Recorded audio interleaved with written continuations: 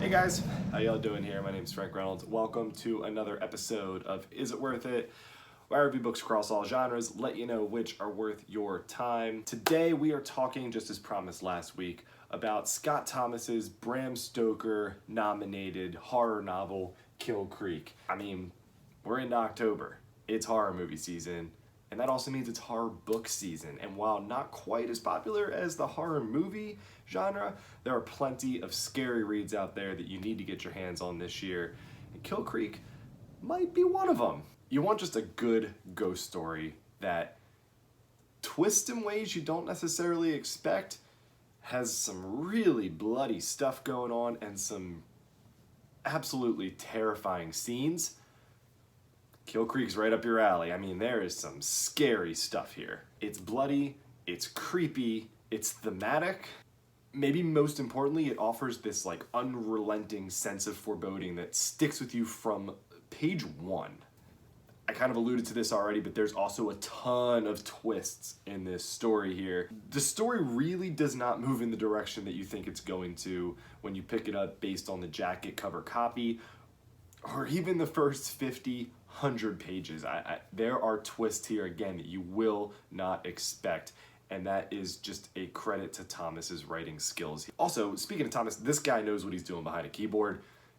This guy crushes writing. He is an excellent narrator regarding dialogue. His depiction of the haunted house in play is really descriptive. He's able to set the mood, set a scene, really just kind of spawn those chills, raise the hairs on your arms with only a few words. He's able to draw on suspense. He can create jump scares in a book, which sounds really hard to do, but he does it. The guy's good. He's good. It's no surprise he was nominated for the Bram Stoker Award with his first novel. I mean, it's even more impressive. Talking about the characters too, I mean, these are some flawed characters here, and again, credit to Thomas, he's really able to take those flaws and turn them into storytelling devices that help move this horror novel forward, again, in ways you don't expect, in ways that we typically don't see in horror movies or other horror novels. Our main protagonist, Sam, he's a likable guy, again, flawed, and there are certain aspects of his past that are foreshadowed and alluded to in ways that play big roles in the story. The same can be said for the side characters as well. These secondary characters have their issues, and they have certain aspects about them, good and bad, that play major roles in the book. So it's not just about creating these characters for the sake of, catering to certain audiences. It's really about actually using their flaws to help progress the story. He does it in ways that don't seem forced. There's some timely, conflict internally that helps, paint these characters in a more elaborate light. And again, they just sort of really work in this modern, 21st century style of storytelling. It just is a really good job by Thomas incorporating all of these elements and creating a cohesive story that utilizes all of them appropriately. All in all, I think that the biggest compliment I can give this book is that it's believable. Something that's really hard to do in horror. A lot of times with, supernatural storytelling, you have to suspend your belief. You have to be able to dive into that side of skepticism, and you don't really have to do that here. The characters, the story arc, the characters' reactions to that story arc, there's a lot of stuff here that just feels like it could happen. It feels real. That just makes the entire reading and comprehension process when it comes to horror, reading and horror storytelling, that much easier to handle and get into. I was deep in this book very quickly. The twists and turns only helped. There's a lot to like about this book, especially if you're a horror fan. There's a lot to like about Kill Creek. I did take two big issues with the story. I said a lot of the twists work. The final twist is not one of them for me. Some people will absolutely love it.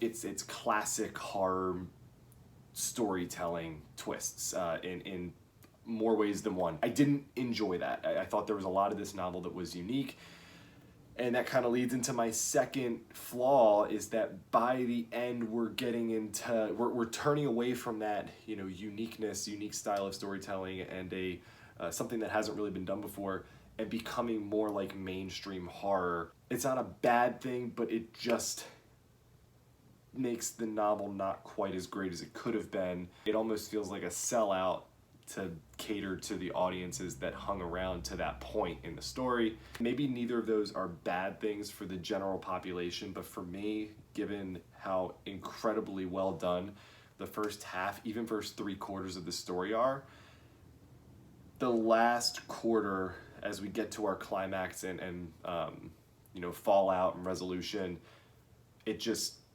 isn't as great as the beginning. It does wrap itself up. It's, you know, but I just didn't like the twist at the end, and then I also just found that it became more mainstream. I mean, the premise behind Kill Creek is just executed so well until it isn't. Just getting to know Thomas as a writer throughout the course of the story, you just almost expect more than what we're given by the end here. We start to sort of rely on those classic tropes that, I don't know, it's just a bit disappointing when we consider how great it is leading up to that. Also, I talked about the characters in depth in the things I liked about the book. I really enjoyed the flaws of the characters and how they were able to be intertwined in the story. Some people won't like them though. They're not for everybody. I found them relatable. A lot of people won't agree. This might be in part because they're broken. They're broken characters, and some people will find that annoying, or they'll find that unrelatable because they aren't broken in those same ways. The depiction of this is also kind of polarizing. I'm on the side of enjoying it, but again, I know there's going to be people out there who dislike certain characters. I can think of two in particular that are really not going to be fan favorites here, and they play crucial parts in the story. They even have some, you know, POV perspective here, so that's going to turn some people off. Also, audible check-in time, the narrator for this book is astounding. I mean, it's like a production. He really just embodies the spirit of all of these, you know, flawed characters, and is able to tell their story in ways that is creepy as much as it's relatable. And again, maybe that was the reason why I like the characters, because this guy crushes it from a narration standpoint. So if you had the chance to listen to this on Audible this month, certainly do so. You know, I read this book a couple of months ago, and the more that I think about it, the more I really liked it. I liked Kill Creek a lot. I was a little bit turned off with how the ending came and went without exactly making me feel satisfied in the same way that I was for the first part of the novel. But again, it's not really a flaw just so much as it's more mainstream, and I just, once I've come to accept that, I understand that Kill Creek is a really solid horror novel. It's not the perfect debut, but I mean, it's pretty succinct, it's well written, it's a bloody good time. There are some really cool, bloody, gory scenes here, some really awesome, scary scenes, and they're done in a unique way that, you know, is not typical of a haunted house story. It's refreshing, and it's fun. I mean, I wish it didn't rely on the classic tropes as much as it did at times, but the unique storytelling elements here overshadow that which plagues the book and makes for a really compelling read. On the Worthy Meter, I scored Kill Creek a solid 75 out of 100. I do want to note that I don't know if I actually like the novel as much as the score indicates. It does a lot of things right, but I still really did enjoy it. And if I was just, you know, rating this off the top of my head without actually going into the nuances of the storytelling process, I'd probably give it like a 7 out of 10. It's a good, relatively quick fall read, and it should pique your interest if you are into those haunted house type of stories and you like a little bit of gore on the side.